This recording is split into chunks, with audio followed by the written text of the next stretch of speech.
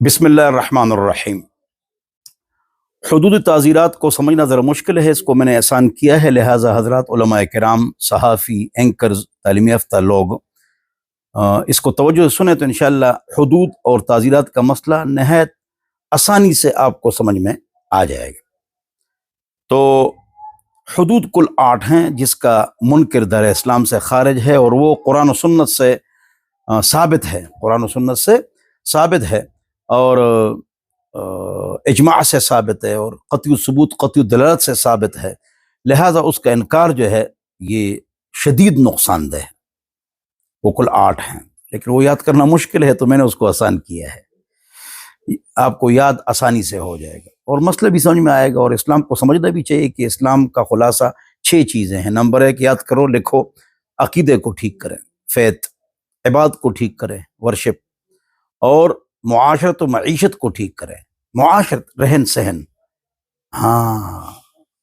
اور معیشت، کاروبار، پارٹنرشپ، آپ کاروبار کرتے ہیں، اس کی شرعی حیثیت کیا ہے، کس طرح آپ کاروبار کریں گے، اور اخلاق، ایٹیکیٹس، اور سیاست، پولیٹیکل جو زندگی ہے، حضور اکرم صلی اللہ علیہ وسلم نے سیاست فرمائی ہے، داخلہ خارجہ پالیسی تھی، ابوبکر، عمر، عثمان، علی، معاویہ رضی اللہ عنہ اجمعین، امام حسن 24 پاکستانوں پر حکومت کی ہے۔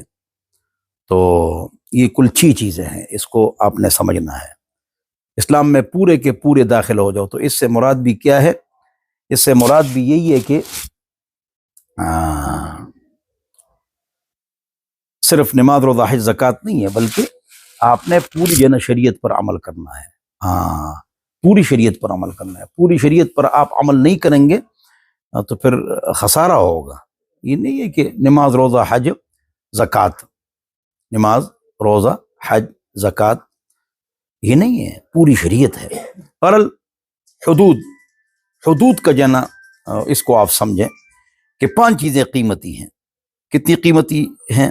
5 چیزیں قیمتی ہیں، اور ان 5 چیزوں کی حفاظت کے لیے اللہ نے 5 چیزوں کو حرام قرار دیا ہے، اور جو ان 5 چیزوں میں گڑبڑ کرے گا تو اللہ نے 8 سزائیں اتاری ہیں۔ کتنی؟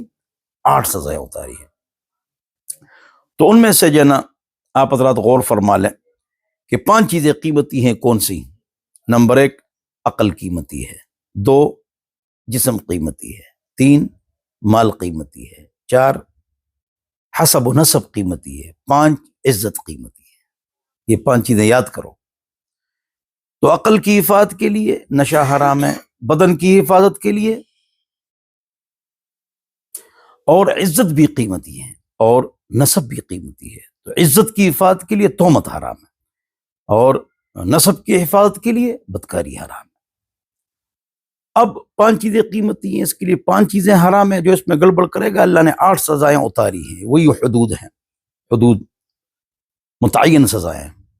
کس سے ثابت ہے؟ بتلا دیا۔ اس کا حکم شرعی کیا ہے وہ بھی آپ کو بتلا دیا کہ اس کا شرعی حکم کیا ہے۔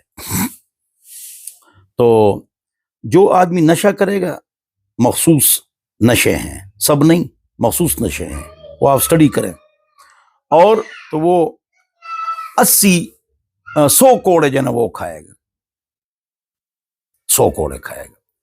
اور اگر کوئی کسی کو قتل کرے گا تو اس کے جواب میں اس کو قتل کیا جائے گا، قصاص ہے، اور ورنہ دیت دینی پڑے گی۔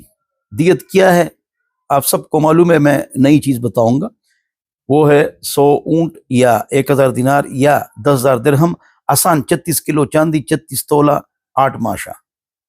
یہ زرگر سے معلوم کرو، صراف سے وہ آپ کو بتلا دے کہ انسان کی کیا قیمت دیت بنتی ہے، تو آپ معلوم کر لیں۔ یہ آسان ہے، وہ ذرا مشکل ہے۔ مال قیمتی ہے، تو اس میں 2 سزائیں ہیں۔ ایک، چوری اگر کوئی کرے گا اس کا دائیں ہاتھ کاٹا جائے گا، دائیں ہاتھ کاٹا جائے گا۔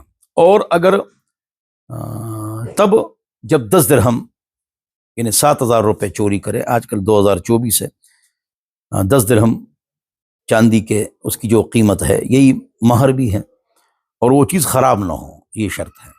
فروٹ اور سبزی یا چیز خراب ہو تو اس میں پھر تعزیر ہے۔ اگلی بات ہے، اگر کوئی آدمی ڈکیتی کرے گا، سر عام، ایک تو چوری ہو گئی نا، ایک سر عام وہ ڈکیتی کرے گا، لوٹے گا، ایک پراپرٹی کو لوٹے گا، کسی کے بہت زیادہ گاڑیاں کھڑی ہیں یا بینک بیلنس ہے اس سے لے لے سر عام، تو اس کی سزائیں ہیں، مال بھی لے لے، قتل بھی کر لے تو اس کو قتل بھی کیا جائے گا اور سولی پر لٹکا لیا جائے گا۔ یہ سزائیں کیا ہیں؟ یہ سزائیں جو ہیں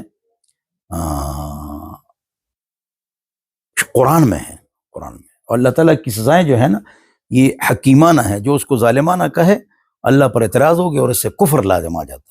اللہ اکبر۔ اور ڈکیتی کی جو سزا ہے وہ کیا ہے؟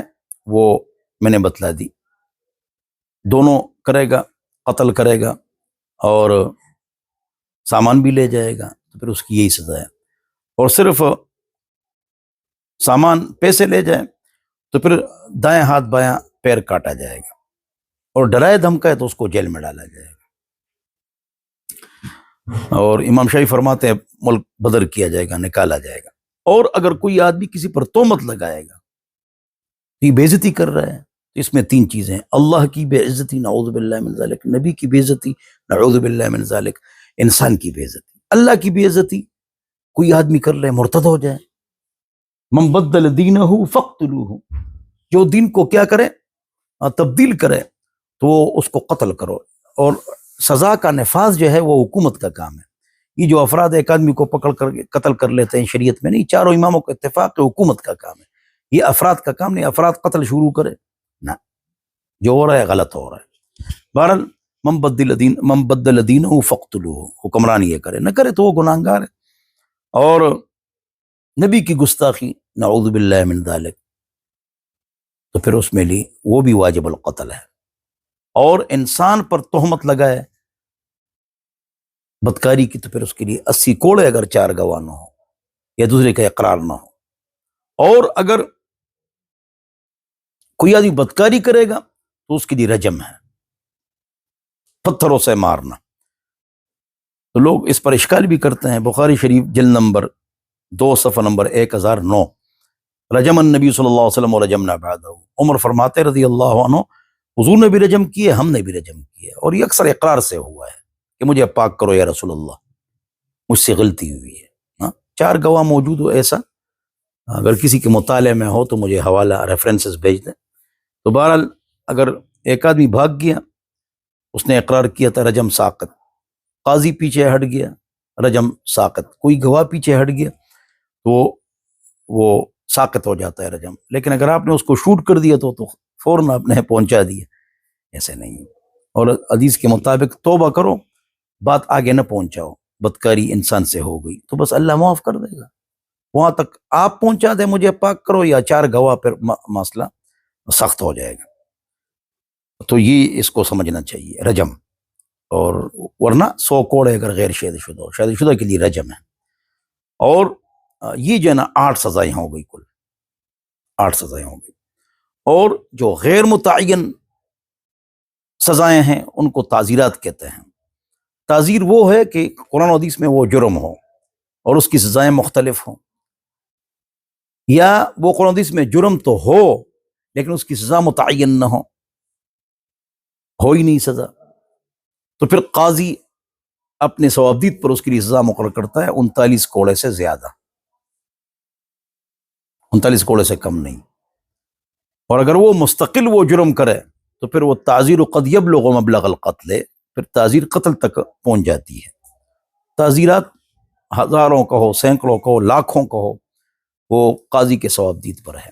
اللہ ہم سب کو سمجھ عطا فرمائے۔ تو دین کو کیا کرنا چاہیے؟ سمجھنا چاہیے۔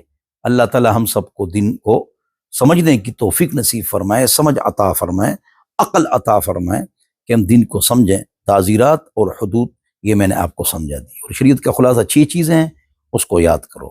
وآخر دعوانا ان الحمد للہ رب العالمین، صلی اللہ علیہ النبی الکریم۔